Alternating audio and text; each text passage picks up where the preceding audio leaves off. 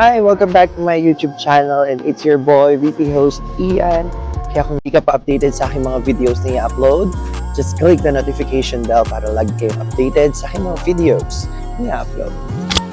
And it's our day 2 here in surfing capital of the North, LU! Ayan, so second day na namin dito. And yung binook naming hotel is 3.6 away from Kabsat. So medyo ito yung walang masyadong tao.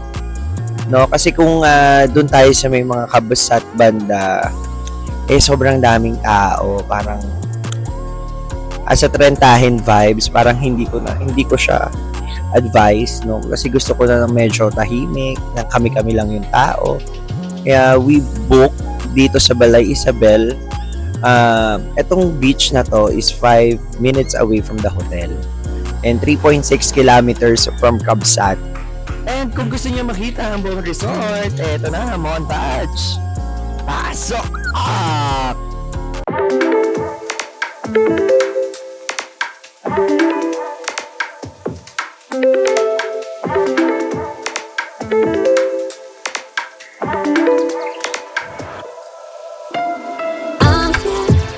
When you need my book, I'm here. When you need my book,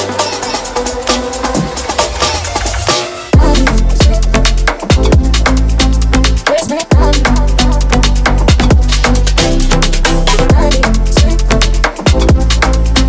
Where's my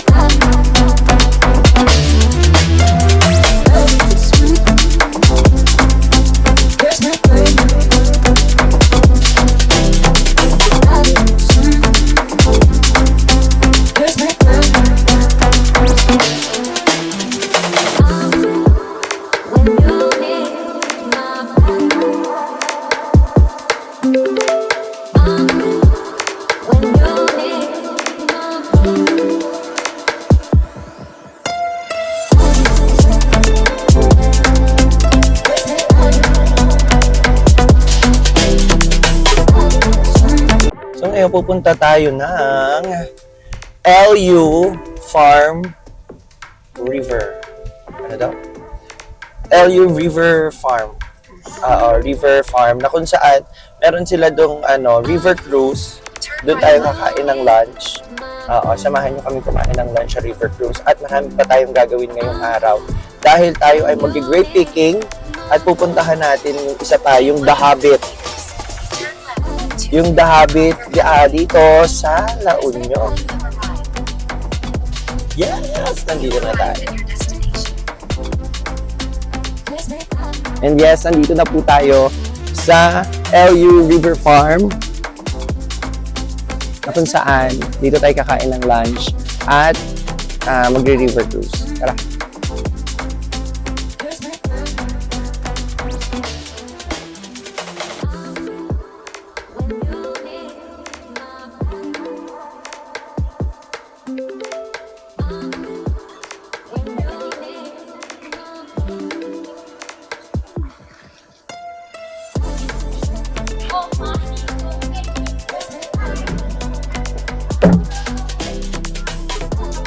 So, hindi tayo nakapag-river cruise kasi ang mahal. It's 3.8, wala pang food. Kaya nandito na lang tayo sa may gilid. Pero kubo pa din. Diba? Enjoy pa rin natin. So, tapos na tayo dito sa ating river farm. Sa river farm na pinupunta natin. River cruise dapat pero hindi natuloy kasi 3.8 siya, wala pang pagkain. Ngayon naman, tayo ay pupunta sa Kaba, which is mag-grape picking naman tayo ngayon. Tara! So, yung grapefruit or yung grape picking natin is 53 minutes from LU River Farm. So, yung papunta na kami doon. So, sana may makita kaming grapes at tag-grapes ngayon para makapag-grape picking tayo. Kasi kapag wala, hindi natin magagawa yon, diba?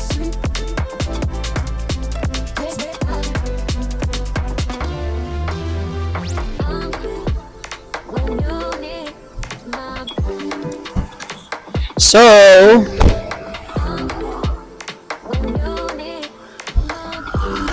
bago tayo mag-grape picking, bibili muna tayo ng danggit po.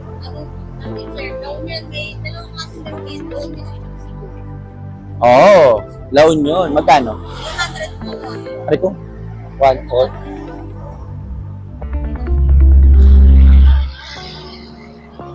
Gano'n kadami yung 1/4? 1/4 yan? Wow! Sobrang dami. Ang dami ng 1/4. Oo! Sige, tas... ito daw, isa. Tas ibang lalagyan din. 'Di ba? Ganyan tayo, bibili tayo ng tuyo kasi ang tuyo ay masarap. Yes.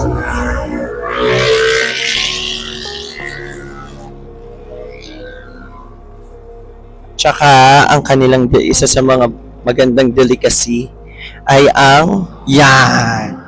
Okay. Okay lang ate, nagbablog ako.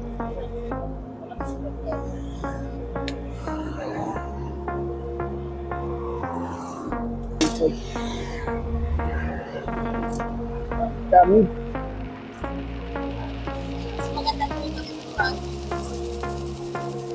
Pwede natin mo siya sa dalawang plastic.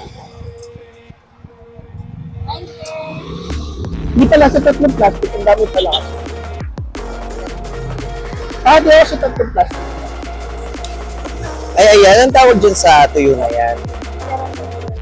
Ito. Kasi di ba may yung sap-sap, yung mas malaki. Ito yun, di ba? Kaya po, siya yan. Oh. Magkano to? 100 lang. Galing, no? Ang dami natin palang mga klase ng tuyo na hindi natin alam. Ito, pusit. Ay, ito. Magkano to? 450. Ito, yung 400. Diyak. Mahirap ang lutungin yan. Ano no? Kailangan po, pag mainit po yung mantika mo, painahin mo lang yung apoy para hindi siya masarap. Ah. Kailangan mo lang po ilalagay na hindi ka po. Kasi ang hirap nito palutungin eh, di ba? Oo. Kailangan kasi mainit po ano. Okay na to. Magkano lahat?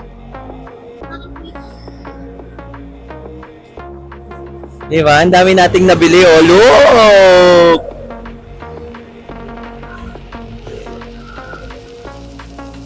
Siyempre, para yan kina mama, kina tita Cynthia. Yes. Kasi gusto daw nila ng tuyo. 1/4. Go. So, sa kuya, miss. Sinusundan natin sila kuya. Ayan, yun ang mga nakamotor. Sila, sa kanila daw yung mga grapes. Ayan, kita nyo na yung grape farm. Ayan na. At tayo ay grape picking. So, hopefully, maganda ang season of grapes na sana ngayon para kahit pa paano makapagbuha tayo ng mga mangilan-ngilan na grapes ngayong araw na to. Diba? Yan, sundan lang natin muna sila kuya kasi sila sila yung parang tour guide na humarap sa amin kanina kasi papasok na talaga kami. Papasok na kami pero hinarang nila kami. Parang dadalhin nila kami sa magandang spot kung saan pwede tayo kumuha ng maraming grapes. Diba? Katulad nito, medyo lubak-lubak lang ang daan. Pero okay lang. Ay, oo, parang eto nga yun. Vape park. Ang dami! Ang dami sasakyan, ang dami nag-grape picking. So, magpipay pa tayo ng parking dito.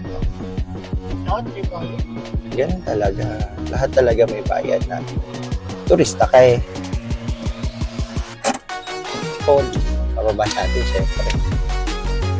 At syempre, nandito na tayo sa Gapus Grape Farm na kung saan magpipick tayo ng maraming grapes. So hopefully meron talagang grapes ngayon.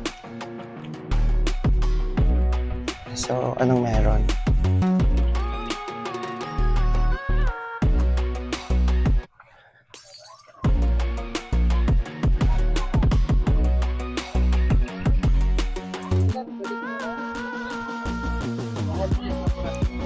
Oh, healthy juice. Isa lang. Okay lang po. Okay na po. May blueberry pa po tayo. Ah, sarap.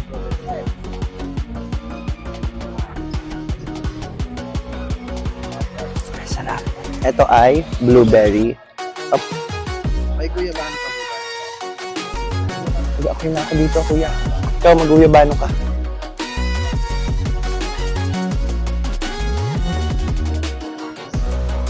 Naguguyabano eh. Ayun siya na lang lahat. Try mo ng kuya. Okay lang.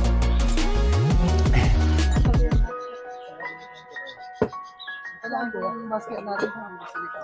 Okay. Magkano kada pitas, kuya? Per kilo po tayo. Per- Kailangan per kilo po, pero may kahapon. Okay. Let's do this. Isa lang siguro. Yes po. Isang basket lang. Sa Thank you. So tara, tingnan natin kung may makukuha tayong grapes. Ang daming nakumukuha ng grapes. So, uli, sama ka sa amin. Loko, ang daming grapes.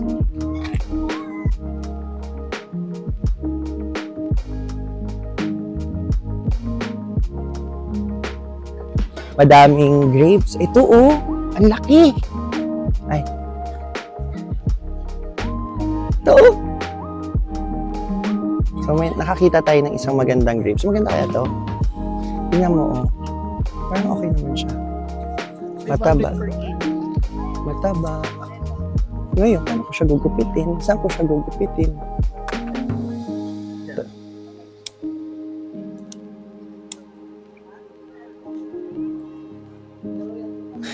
Hindi ko magupit. Ikaw nga, try mo nga.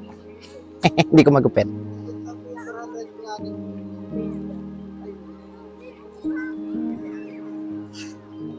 Nalaglag yung grapes.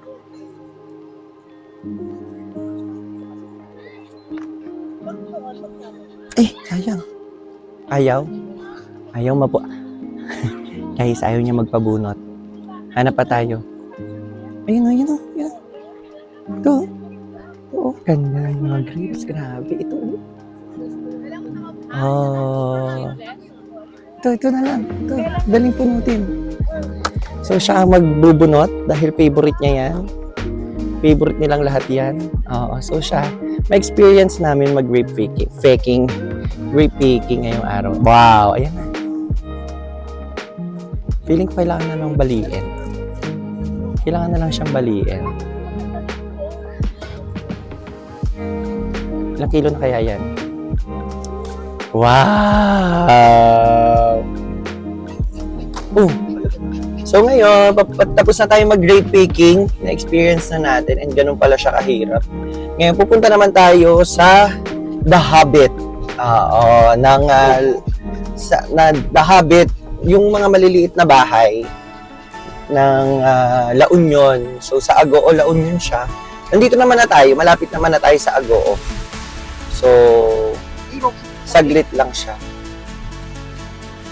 Malapit lang siya. Kasi yung Gapus, after nito, Agoo na. Oo. Malapit na siya. So, see you there. And we're here sa Lakay Ago. Sa kung saan, nandito yung The Hobbit inspired nila ng mga bahay. Dadaan. So, kailangan muna nating umakyat doon sa pinakatuktok para makita natin yung mga bahay-bahay nila. Diba? So, let's go! Ooh. Ayun. Pak, hindi pa dyan natatapos ang akyatan na aakyat. Isa pa. Ito na natin ito, no? Ang hindi pa yung gagawin. Ang hindi yung bahay. Meron pa dito sa taas. Saan dito natin? Ayan. So, ganito pala siya. Ito, oh. So, literal na maliit lang talaga siya. See? Literal na maliit lang siya. So, ito lang siya. Look. No, parang ano nga siya, The Hobbit style. The Hobbit inspired. Dito kay Lakay Agos. So, hingal na hingal ako.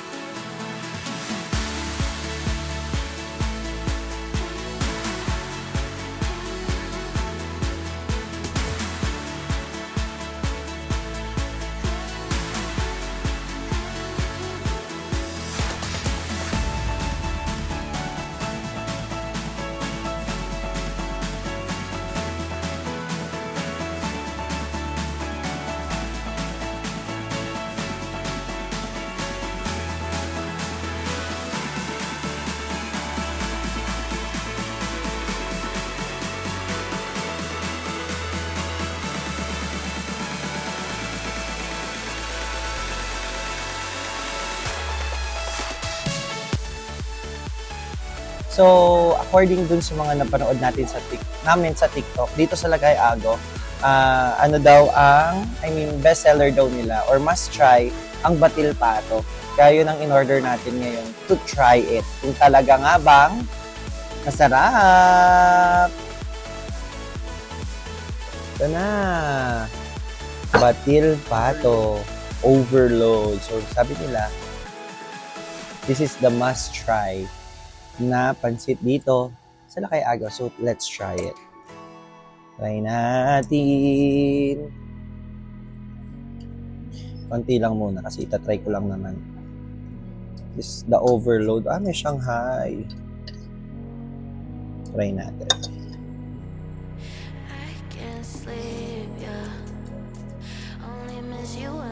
Harap. So, sige na. Kakain muna kami at yes, totoo nga ang balita. Must try nga siya.